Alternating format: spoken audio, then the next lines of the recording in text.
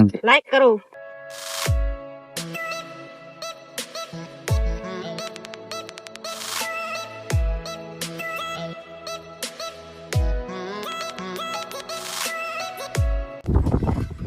Good morning મિત્રો, કેમ છો બધા? મજામાં હશો? તો આજે વિડીયો બનાવવાની તો કોઈ ઈચ્છા નથી એટલે આ બાજુ આવ્યો, પણ એ મોસમ એવું થઈ ગયું ને અચાનક બધું ઠંડુ વરસાદ જેવો મોસમ થઈ ગયો એટલે મને લાગ્યું એક વિડીયો બનાવી દઉં. આજે તો મિત્રો ઘણા દિવસ પછી ખેતરમાં આવ્યો છું. આમ તો ખેતરનું કામ કંઈ કરતો નથી, પણ એવું લાગ્યું કે વ્લોગ બનાવી દઉં અને ઘરનાની થોડી મદદ કરાવી દઉં, એટલે ટ્રેક્ટર અને ટ્રોલી લઈને આવ્યો છું ખેતરમાં. તમે જોઈ શકો છો કેટલું નેચરલ વ્યૂ આવી રહ્યું છે. કાલે જે વરસાદ આવ્યો છે એના લીધે આ ખેતરમાં પાણી ભરાઈ ગયું છે, એના લીધે જ આ નેચરલ વ્યૂ આવી રહ્યો છે, તમે જોઈ શકો છો. હવે ચાલો આપણે જઈએ જ્યાં મારા મમ્મી ગાયો ભેંસો માટે ચારો લઈ રહ્યા છે તે બાજુ લઈ જવું. આ છે પ્રધાનજી, જે મારા કાકા થાય છે. એ ગાયો ભેંસો માટે ચારો વાટી રહ્યા છે. બહુ ખૂબ મહેનતુ માણસ છે. વહેલા ખેતરમાં આવે છે ને સાંજ સુધી કામ કરે છે. આ છે એમના વાઈફ, એ પણ એમની મદદ કરવા ખેતરમાં આવ્યા છે. આ છે મારા દાદી અને બાજુમાં છે મારા મમ્મી.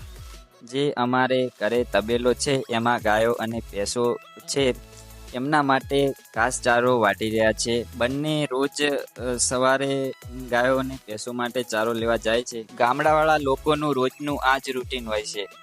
આજે તો મેં પણ ઘાસનો ભારો ઉપાડી લીધો અને ટ્રોલીમાં નાખવા જઈ રહ્યો છું.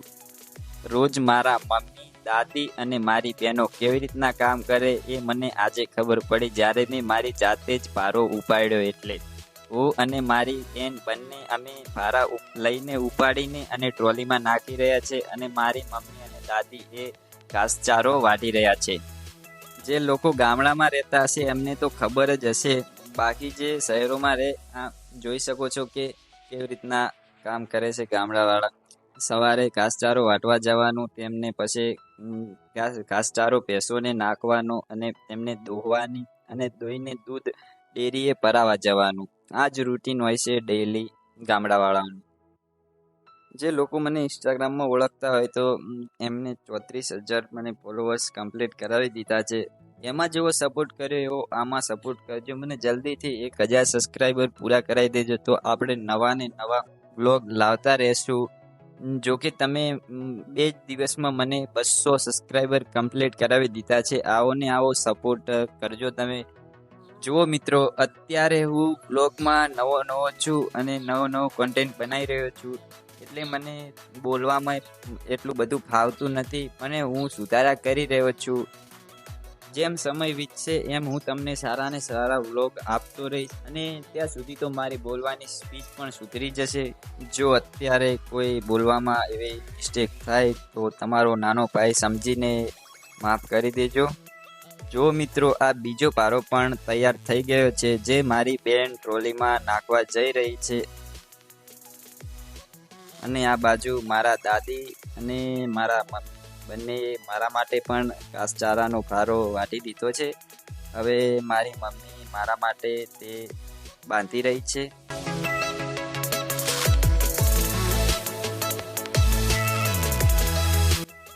જો મિત્રો, ભારો બાંધી ગયો છે અને હું લઈને તેને ટ્રોલીમાં નાખવા જઈ રહ્યો છું. કેવો લાગુ છું કોમેન્ટ કરજો. ટોટલ આપણે 4 ભારા લાવ્યા છે. 2 મારી બેને લાવ્યા અને 2 ભારા મેં નાખ્યા છે. હવે હજુ થોડી ઘાસચારો વાટવાની બાકી છે, તેમને ટ્રોલીમાં નાખી અને આપણે ઘરે જવાનું છે. તમે જોઈ શકો છો હું ખેડૂત પુત્ર બની ગયો છું. આજે ખેડૂત પુત્ર તો છું જ, પણ આજે ખેતરમાં કામ કરાવવા આવ્યો છું. મિત્રો, ગામડાનું જીવન તો ગામડાનું જીવન છે યાર. શહેરના લોકો એકવાર ગામડામાં રહેવા આવે ને તો એમને ખબર પડે, તો એ બીજી વાર શહેરમાં જવાનું નામ ના લે. એકદમ નેચરલ જીવન. મારા મમ્મી અને મારા દાદી ઘાસ વાટી રહ્યા છે, તો મને પણ એમને જોઈને ઈચ્છા થઈ છે ઘાસ વાટવાની, તો હું પણ ઘાસ વાટવા જઈ રહ્યો છું. તમે જોઈ શકો છો. ઘાસ વાટતો કેવો લાગુ છું કોમેન્ટ કરીને જણાવજો. હું શીખું જ રહું. પહેલા મારા મમ્મી અને મારા દાદીએ મને શીખવાડ્યું, પછી વિડીયો સ્ટાર્ટ કર્યો અને હવે હું ઘાસ વાટું રહ્યો છું. વચ્ચોવચ્ચ બેસી ગયો છું. આ ઘાસ વાટવાનું યંત્ર જેને દાતરડું કહીએ છીએ અમે, એ પહેલી વાર આજે હાથમાં પકડ્યું છે. આજે દાતરડું પકડીને ઘાસ વાટવા બેઠો એટલે ખબર પડી કે યાર કેવી રીતના કામ થાય છે આ બધું. આ દાદી અને મમ્મીને સારા કહેવાય કે જે આખો દિવસ ખેતરમાં મથે કામ કરે. મેં થોડી વાર ઘાસ વાટ્યું, એમાં તો મારા હાથ ને બધું દુખવા માંડ્યું. આમ આપણે કોઈ દિવસ કામ કરેલું ના હોય ને કામ કરવા જઈએ તો આવું જ થાય. થોડું ઘણું ઘાસ વાટ્યું એટલે આપણને ખબર પડી ગઈ કે આપણાથી તો આવું કામ નહીં થાય. તો મમ્મીને કીધું વિડીયો બંધ કરી દે અને તું વાંટવા માંડ, મારાથી તો નહીં થાય. હવે થોડું ઘાસ વાટ્યા પછી આપણે ઊભા થઈ જા અને હવે મારી તાકાત દેખાડું છું મારી મમ્મીને. હવે મેં દાતરડું મારી મમ્મીને આપી દીધું છે. હવે મારી મમ્મી ઘાસ વાટી રહી છે અને હું બાજુમાં વિડીયો બનાવું રહું છું. લાઈક કરો એમ કે, લાઈક કરો એમ કે, ફોલો કરો. મારી મમ્મીએ કીધું છે એટલે મિત્રો તમારે આ વિડીયોને લાઈક પણ કરવી પડશે અને મારી ચેનલને સબસ્ક્રાઈબ કરીને એક મિત્રને શેર કરી દેજો આ વિડીયો. બાકી હવે આપણે ઘાસચારો બધો ટ્રોલીમાં નાખીને ઘર બાજુ જઈ રહ્યા છીએ, તમે જોઈ શકો છો. તો મિત્રો હવે આપણે સ્વરાજ ટ્રેક્ટર લઈને રોડ ઉપર ચડી ગયા છે, તમે જોઈ શકો છો. હવે ધીમે ધીમે આપણે ઘરે પહોંચી જશું. ઘાસ વાટવા ગયા હતા. ખેતરથી મારા ઘરનું અંતર લગભગ 2 થી 3 કિલોમીટર થાય છે. આપણે હવે પહોંચવાયા છે ઘર પાસે. ફાઇનલી મિત્રો આપણે ઘરે પહોંચી ગયા છે. મારા દાદી અને મારા મમ્મી જે ટ્રોલીમાં બેઠા હતા એ પણ ઉતરી ગયા છે અને હવે આપણે ટ્રોલું અંદર મૂકી દીધું છે. હવે અંદરથી ઘાસ લઈને બારે ભેંસોને નાખવા જવાનું છે.